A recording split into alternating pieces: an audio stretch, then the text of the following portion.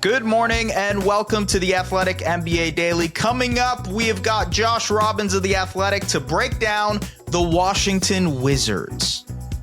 Baraheni here, joined by Joshua Robbins at the Athletic, covers the Washington Wizards for us. Also the Orlando Magic. We're going to get to those guys in a little bit, but I do want to start with the Washington Wizards, who honestly, maybe this is just me nerding out.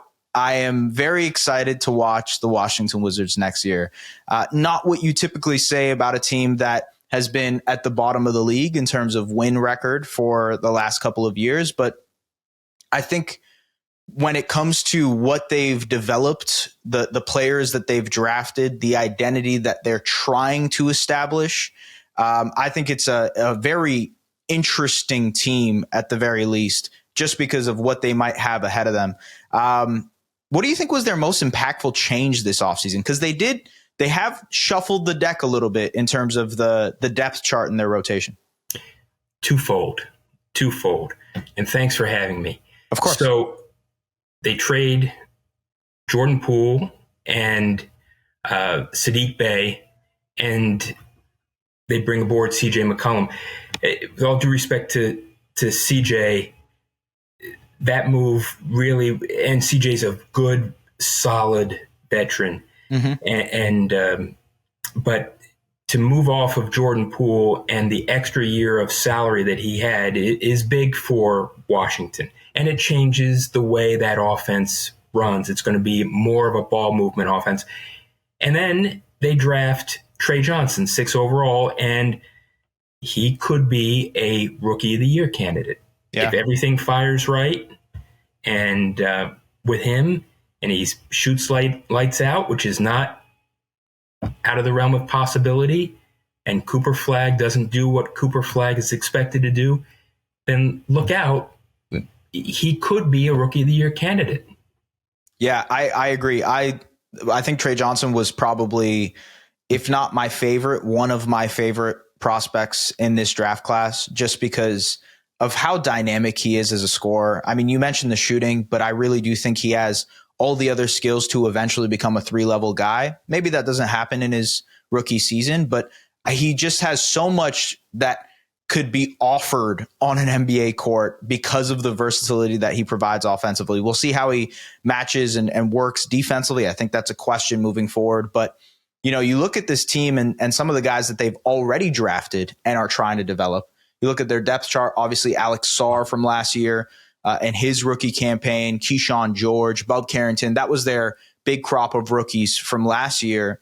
And they obviously have Bilal Coulibaly, Corey Kispert, another interesting player that they're working on. They added AJ Johnson last year, who sneakily had some interesting moments to finish the year with the Wizards after getting traded to the Bucks.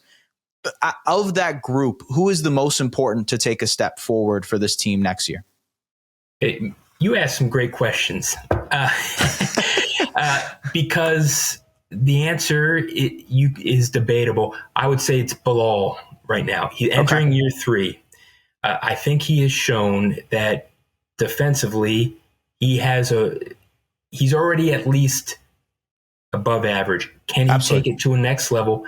But to become a true foundational piece in a contending team down the road, you have to do it on both sides. Yep. And that remains the question with him. Can he be a ball handler? Can he be a shooter? He showed that he could at times last year, but can he do it more often, more extensively? I would just add that when he was drafted, the Wizards made no secret of it, and they were telling the truth that this is going to be a long-term build with him. Yeah. They didn't expect him to get all the way there after year 2 or even year 3. Having said that, in year 3, he needs to make some additional progress on offense, preferably a lot of progress.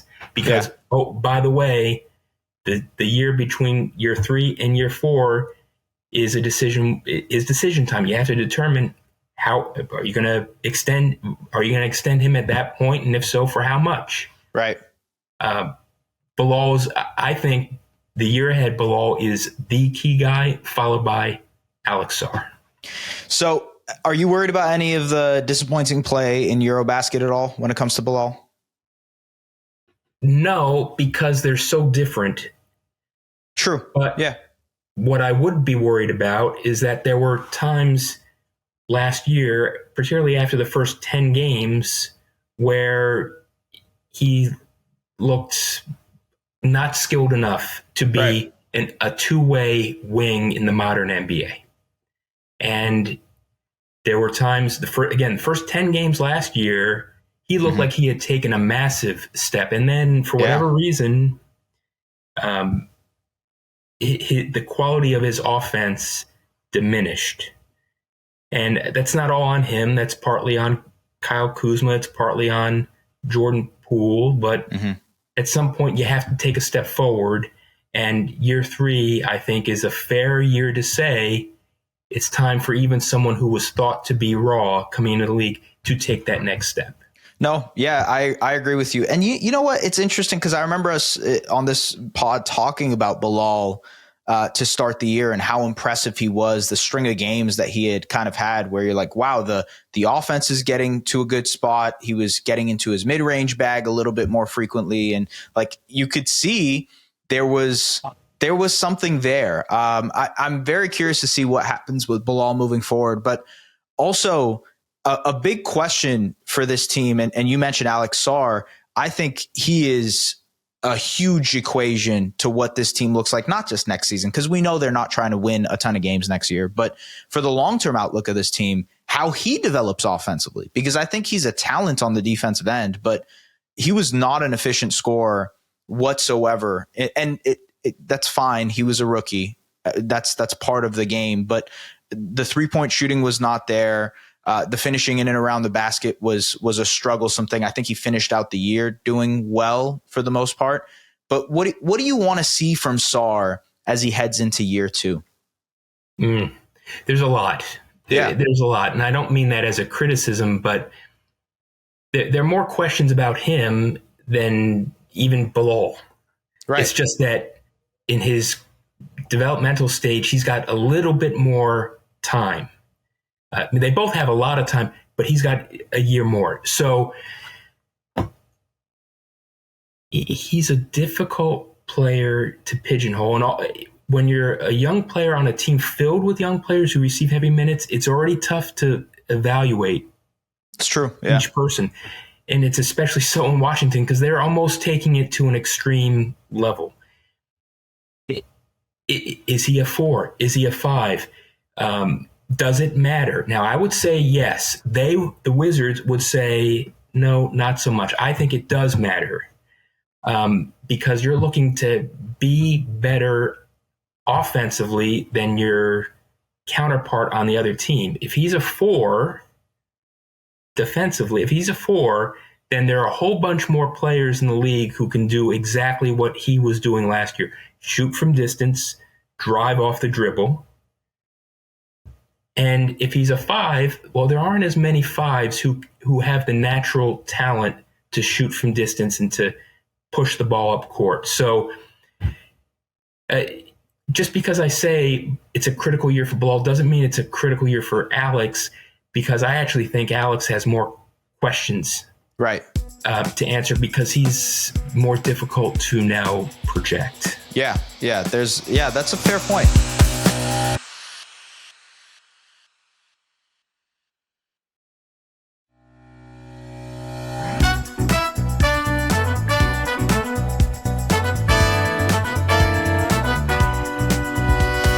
Who is the best player on this Wizards team? Now, that's another fascinating question. And I would have to say right now, Chris Middleton is the best player on the team. Right. With the caveat being that I don't anticipate him playing the same minutes he played when Milwaukee was at its best. Right. I can really envision a scenario where they choose to keep him out of one of the 2 games of a back-to-back. I don't anticipate him playing 36 minutes a night, even when he is healthy, partly because they're trying to position themselves for the lottery, partly because they want to play all these young guys and they got a ton of wings and they got a ton of 3-4s. But I still think he's the best all-around player. The best defensive player, I would say, is Bilal. Yeah. And the best pure offensive player, well, that's not as easy to answer. It might end up being their rookie eventually. It might end up being Tre. Yes, well, eventually, certainly it could be, and maybe that's the best case scenario. That's a great scenario for him. Right. Yeah. Because the most, with apologies to Con Knipple, Tre Johnson was the best shooter, pure shooter in this past draft. Yeah, no, I agree. Yeah. And if you look at so obviously the expectations for this season is to develop the young guys, give them opportunity. Some of the veterans in a Chris Middleton, a CJ McCollum, they clearly, there are tons of opportunities for trades for this Wizards team. And they have over the last couple of seasons sort of acted as this, I don't know how to describe it best, but just sort of like a churning thing for making transactions happen in the NBA, whether it's to get a extra second round pick or first round pick or get another player. They've been greasing the wheels of other teams in terms of trades. They also have an opportunity to have $100 million in cap space next summer. What do you think they prioritize? Do you think they will be active on the trade market this season, or will they just ride their chips out and have $100 million in cap space next summer? I think it's more likely that they enter the summer with approximately $80 million in cap space. But you're exactly right. 100 is a possibility. Yes, I think they will be very active on the trade market. 80 is still a lot. That's 80. a ton.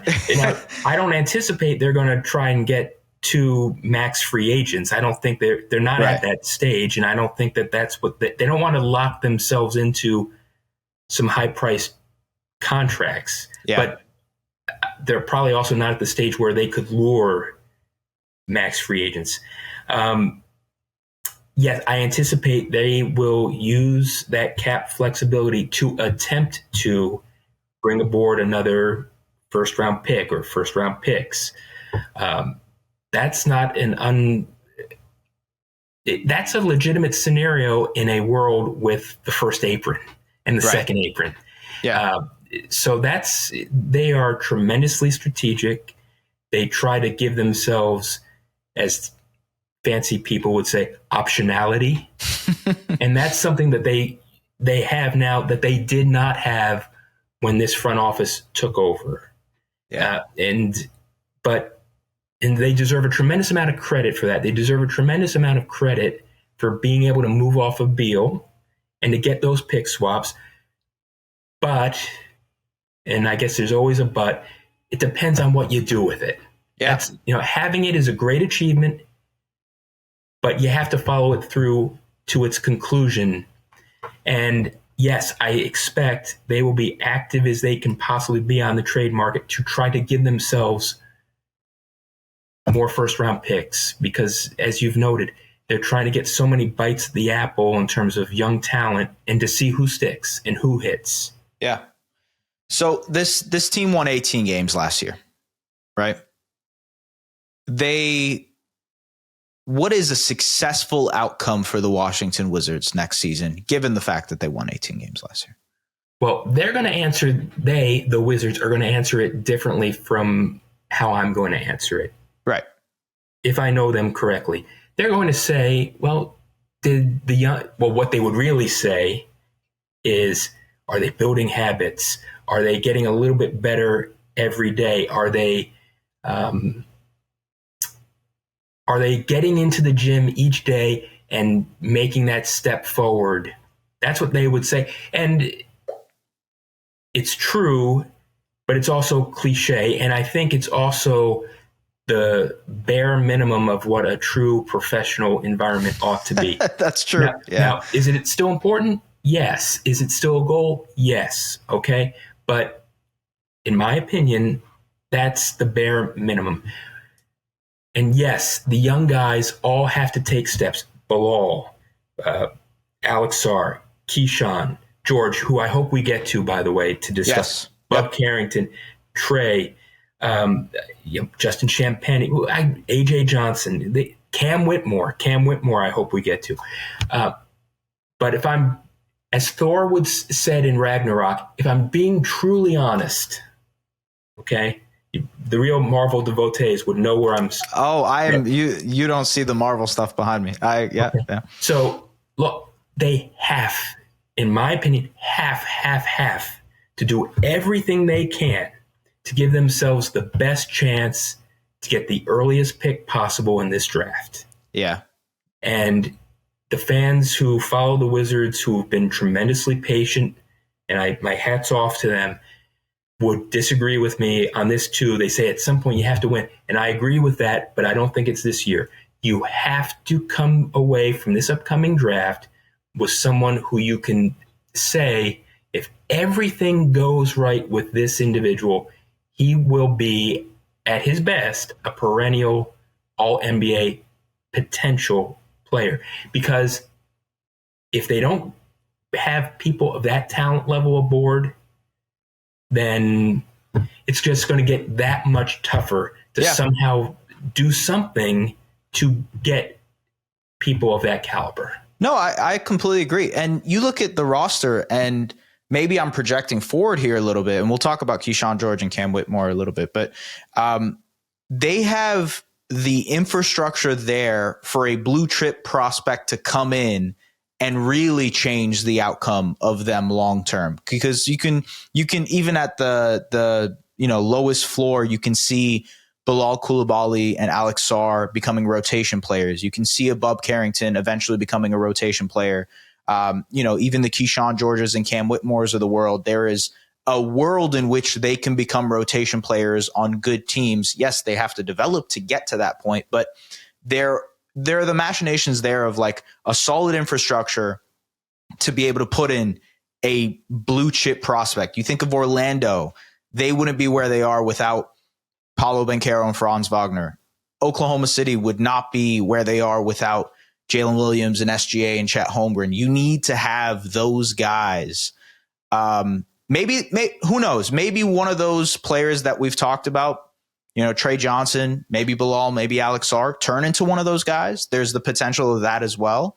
But let's talk about Kyshawn George. Let's talk about Cam Whitmore. Those, to me, they feel like swing factors for this team next season in terms of what their immediate ceiling could be as a team. But what intrigues you about those two wing players? So I mentioned Kyshawn because, and you have to watch them almost every day to see it. And because they were an 18-win team with expectations that everyone knew, the expectations people had for the Wizards were accurate. Mm-hmm. And they were an 18-win team by design. Yeah. That you're not going to probably watch the Wizards every night on League Pass. But if you did, you'd see someone who has an advanced feel for the game, who has the potential to be an upper-level shooter, who can handle the ball, who actually is far more athletic than he was pegged for entering his draft, to the point where he actually can guard top playmakers. And, oh, by the way, he's 6'9". Right. So there's an argument to be made that of all the people they had, of all their young guys last year who they had or brought aboard by the end of the season, that he actually might have the highest ceiling. Right. Yeah. Which is a fascinating development because he was drafted in the middle of the 20s, either 24th or 25th. And that's the example of a team scouting correctly, moving the person forward, and the player himself taking steps. So he's someone to watch. Right. He's another fascinating player on a team full of fascinating players. And now Cam Whitmore, who they brought aboard for a song, right. Second-round picks. Yeah. They're taking a flyer on someone who is supremely talented and yet athletic in his own regard, too. Probably the most athletic. If he's not the most athletic player on the Wizards, Bilal is. Right. Yeah. And so He's got all of these tools. Will he play defense at the level that he is capable of? And offensively, will he fit into a ball movement system? I'm not suggesting, yes, maybe he becomes the number 1 or number 2 scorer in time, but do it in a way that makes sense within the team concept. Those are the questions that he has to answer. And it's a fascinating flyer. It's a fascinating flyer. Yeah. And another very intriguing young player, and not to sound Pollyannish, but he's one of many reasons from a player developmental aspect to watch Washington in the year ahead. Yeah, I agree. I completely agree. I think, you mentioned it earlier in this podcast, but bites at the apple. And the Wizards have done a good job of trying to get as many bites at the apple as possible, banking on certain skills, whether it be the athleticism, whether it be a wild talent in terms of scoring or defense, and hoping that that comes along to a certain way. I'm very interested to see what happens with the Washington Wizards. They're in a good position to rebuild, but like you said, you kind of have to see it through to give them a grade in whatever rebuild looks like in 2 or 3 seasons. A big thank you to Josh Robbins of The Athletic for breaking down the Wizards for us. Thank you for listening to The Athletic NBA Daily. We will see you guys later.